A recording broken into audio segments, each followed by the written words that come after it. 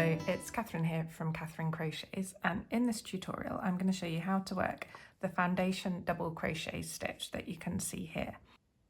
I'm using US crochet terms here, so the foundation double crochet in US terms is equivalent to a UK foundation treble crochet stitch. So if you prefer UK crochet terms, whenever I refer to a double crochet or a foundation double crochet, that's equivalent to a UK treble or foundation treble crochet stitch.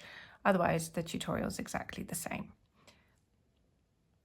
Now, the foundation double crochet stitch is a really great way, it's my preferred way for starting any project that's worked in rows of double crochet stitches, whether they're rows back and forth, for example, in a blanket, or if they're rows that are joined in the round, for example, if you're making a project like a bag or a beanie, or even a sweater if you're working from the bottom up.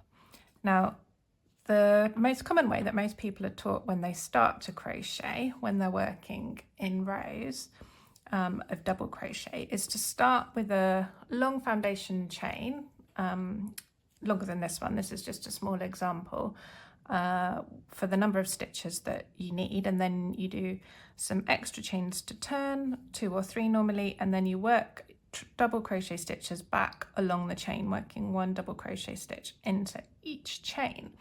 Now, the advantages of this is that, of course, you only need to know how to do the chain and the double crochet stitch. However, there can be some issues with this approach. One common issue is that sometimes the chain can be too tight. It's not uncommon for people's chain stitches to be tighter than their double crochet stitches, and this can result in the project being pulled in at the bottom. Another issue is that, especially if you're working a really long chain to start with, if you're making a wide blanket, you might have to do hundreds of chain stitches. And as chains are relatively small, they can be quite tricky to count. Another issue that some people have is that it can be a bit fiddly working into this chain, getting your hook into it each time. And finally, if you're joining your row of double crochet stitches in the round, if you've got a really long chain and then you need to join it in the round before you work the double crochet stitches into it, it can be a challenge to make sure that your chain doesn't twist when you're joining it in the round. Now, all of these issues with the chain and then working in your double crochet stitches into the chain can be solved by using the foundation double crochet stitch instead. Now, as you can see, there's no chain coming off the end of my work here, and that's because you work the chain and the double crochet stitch together. So you just keep working. I started at this end, and you work foundation double crochet stitches all the way along until you have the required number of stitches.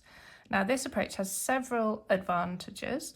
It has a more even tension. It's not pulling in at the bottom or at the top, and it's usually a tension that's consistent with the rest of your project because you're working double crochet stitches just with a slight alteration. So it's the same stitch that you're working everywhere else in your project.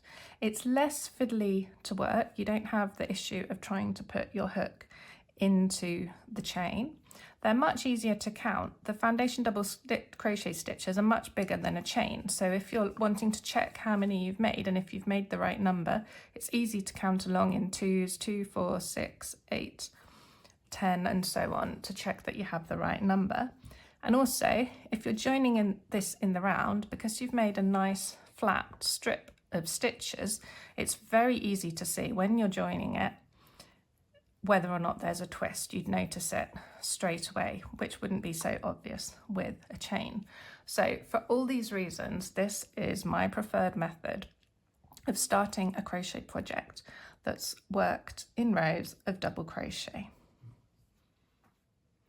So now I'm going to show you step by step how to work the foundation double crochet stitch.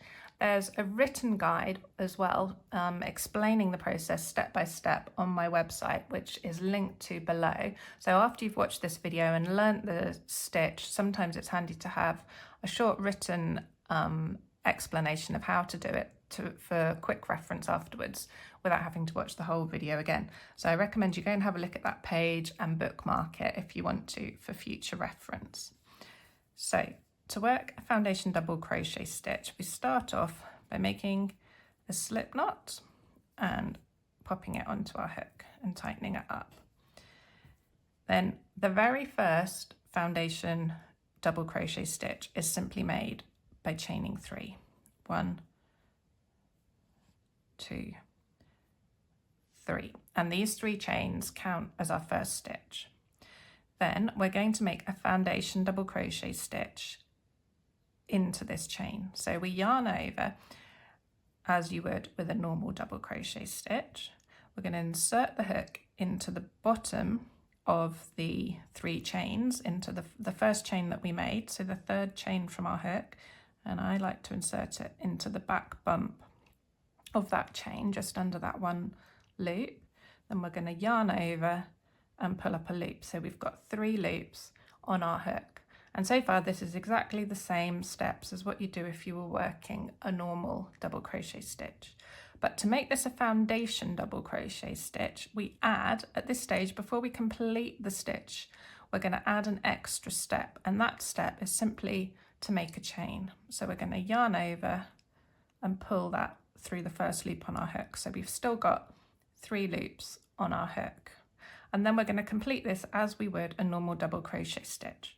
So we'll yarn over and pull through 2 loops, and then we're going to yarn over and pull through the last 2 loops, and that completes the first foundation double crochet stitch.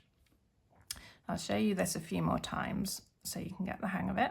So essentially, as I said, it's the same as a normal double crochet stitch, except it has 1 extra step before the last 2 yarn overs to create a chain. So we start off by yarning over, and this time we're going to insert the hook into that chain that we made at the bottom of the previous hook. So if you turn your work around, you can see there'll be 2 strands at the bottom of that previous stitch. Insert your hook under those 2 strands, yarn over and pull up a loop. So we've got 3 loops on our hook. Then before we complete the double crochet, we're going to make another chain stitch to go at the bottom of this stitch and run along the bottom of our work. So we yarn over, pull through 1 loop. So we've still got 3 loops on our hook, and then we're going to yarn over, pull through 2 loops, 2 loops left on our hook, and then we yarn over and pull through both of those loops. So we've now got 3 stitches in this row of foundation double crochet stitches. The first stitch was made by those 3 chains, and then we've got 2 proper foundation double crochet stitches. So I'll show you one more time how to work the stitch, and then I'll give you a few tips that might make it a bit easier for you and also ensure that your stitches are as neat and even as possible. So we start by yarning over, insert the hook into the chain at the bottom of the previous stitch under those 2 strands, yarn over and pull up a loop. So we've got 3 loops on our hook. Then we need to make a chain at the bottom of the stitch. So we yarn over and pull through 1 loop, still got 3 loops on our hook, and then we're going to yarn over, pull through 2 loops, yarn over and pull through 2 loops, and that completes the next foundation double crochet stitch. Now, some tips that might make this a little bit easier for you, especially when you're starting out. As you'll see, the way I'm holding my work is that I've got this row of foundation double crochet stitches extending towards me. You might find it easier to work in a different way, but I find it easiest for this stitch to have my hook running along, directed along the side of the previous stitch, instead of working across as you would normally a row of stitches in this direction.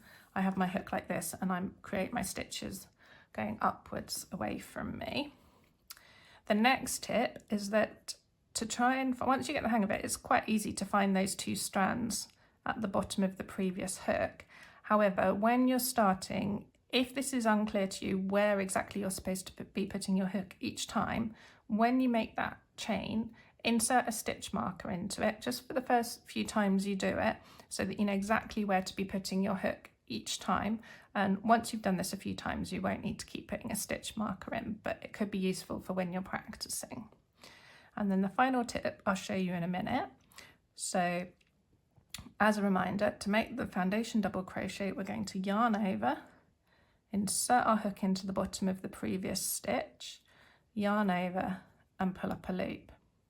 Now at this point, to make sure the stitches are all even and that the chain that runs along the bottom of the stitches is parallel and equal tension to the tops of the stitches, make sure that this third loop on your hook isn't too tight, which will pull in like that, and isn't too loose, which will make the bottom of your work longer than the top. So make sure that your hook is at right angles to this row of stitches, and this top loop and the bottom loop are the same size, and then you'll have nice even stitches all the way along your work. So once you've made sure your loops are even, yarn over, make your chain at the bottom of the stitch, yarn over, pull through 2 loops, and then yarn over and pull through the last 2 loops. I'll show you this one more time. Yarn over as you would a normal double crochet, insert your hook into the bottom of the previous stitch under the 2 strands at the bottom, making the chain there, yarn over and pull up a loop. 3 loops on our hook, make sure that they're even, the bottom one's not too tight or too loose, but they're all the same size.